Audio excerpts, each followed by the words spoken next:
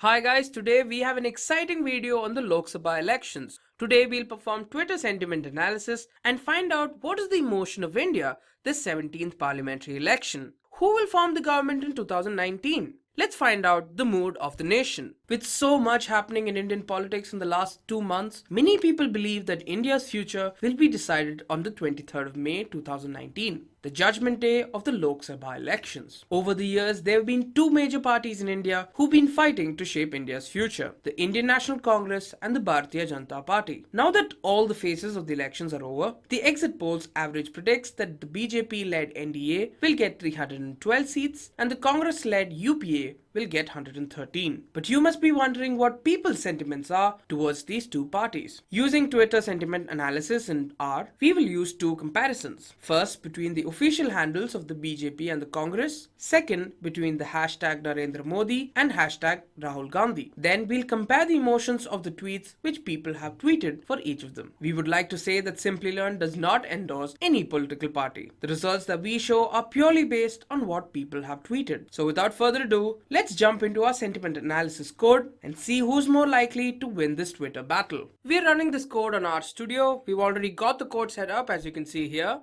First, we'll install all the required packages needed to perform the analysis. We'll start off by installing the Twitter R package, which provides access to the Twitter API. This is followed up by the library command, which is used for importing the package. We've already installed the packages, so we'll only be importing it using the library commands. The next package we shall install is the rcurl package. This provides the functions to compose HTTP requests, fetch URLs, get and post forms, and so on. This is also used to process the results returned by the web server. Next, we'll install the ROAuth package. This will help you authenticate your Twitter account. Then we'll install a package for plotting and visualization, which is called the ggplot2. We'll then install the Snowball C package that implements Porter's word stemming algorithm for the comparison of vocabulary. Next, we'll install the stringer package, which is used for string operations. Then the word cloud package will help you create word cloud comparisons. We'll use the TM package, which is used to perform text mining in R, the Dippler package, which is a popular data manipulation package in R, and the R color brewer package that provides you with different color schemes which you can use for your visualizations. Then we'll install the package HTTR, which is used for working with URLs and HTTP. And finally, we'll install the most important package of them all, the Suj. Now, this will help you extract sentiments and sentiment-derived plots from text. Now, we'll access the keys and tokens of my Twitter account by logging into developer.twitter.com. I've already logged in, but you can go into the keys and tokens tab here, where you can get your consumer API keys as well as access token and access token secret keys, which you can see here. Now, we'll store all the keys and tokens in specific variables such as API key, API secret, access token, and access token secret. Now, to access my Twitter account, I'll pass all of the above credentials into this function. Now, this function will help me connect my Twitter account to R.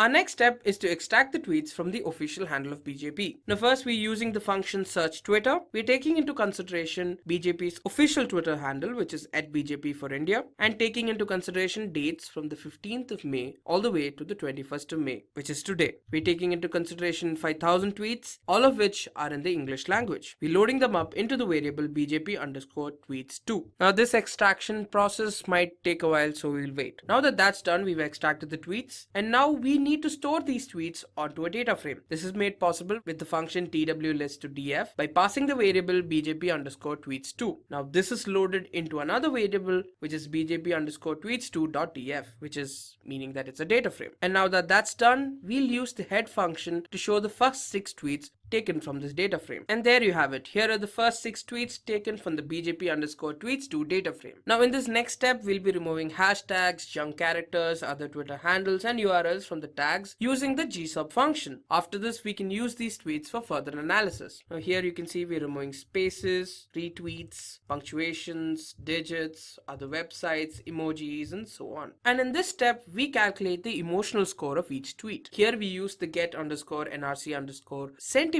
function to categorize the tweets into 10 different emotions like positive, negative, anger, fear, and so on. Next, the callSums function is used to sum up all the emotions of a particular category. In the emosum variable, we store the count of each tweet under a particular emotion. And finally, With the factor function, we can calculate the categorical distribution of data and sort them in decreasing order of emotion. Now we're ready to visualize the results as to what type of emotions are dominant in these tweets. We'll import the Plotly library and then use the Plotly function to show a bar graph as shown here. Now the x-axis shows emotions, the y-axis shows the count, and the colors vary depending on the emotions. Now this graph will be called emotion for BJP. Now we'll be executing the p variable to plot the graph. Now let's have a look at this graph. Now let's zoom in into this graph. Here you can see a bar graph with different emotions on the x-axis and the count on the y-axis. And here you can clearly see that the positive emotions towards BJP is almost at 4,000. Their trust is at 2,000. The negative emotions are at 1,700, and likewise for other emotions. You can also create a word cloud for all the words present in the tweets and classify them into different categories of emotions like this. Now as you can see here, the words have been classified